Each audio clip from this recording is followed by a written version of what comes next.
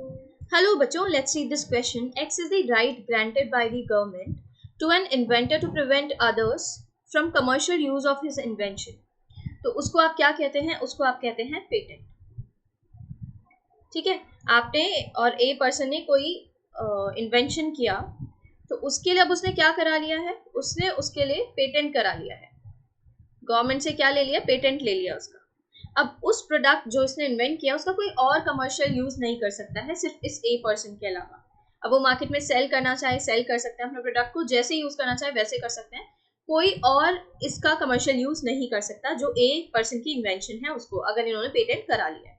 ठीक है, तो यहाँ पर एक्स क्या हो जाता है? X is patent. फिर इसके बाद कह रहे हैं when X is granted for biological entities and for products derived from them, this is called Y. In the above paragraph identify x and y. तो यहाँ पर आप क्या देख रहे हैं? जब किसी पर्सन ने कोई बायोलॉजिकल एंटिटीज को यूज किया है, बायोलॉजिकल एंटिटीज को यूज करके कोई प्रोडक्ट बनाया है,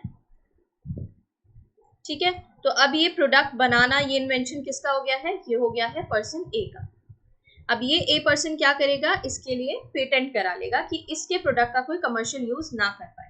तो ये जो पेटेंट है, क्योंकि बायोलॉजिकल एंटिटीज को यूज करके बनाया गया इसका प्रोडक्ट, तो इसको हम क्या कह देते हैं? इसको कह देते हैं बायो पेटेंट. ठीक है, तो करेक्ट ऑप्शन यहाँ पर क्या बन रहा है? एक्स में आ जाएगा पेटेंट और वाई में आ जाएगा बायो पेटेंट. तो एक्स में पेटेंट दिया, वाई में बायो पेटेंट. ऑप्शन ए यहाँ पर करेक्ट है. एक्स में पायरेसी, बायो पायरेसी, तो ये इनकरेक्ट हो जाता है. यहाँ पेटेंट और बायो पायरेसी दिया है, ये भी इनकरेक्ट हो जाता है. बायो पायरेसी डिफरेंट टर्म है. ठीक है, बायो पायरेसी टर्म आप कब पढ़ते हैं?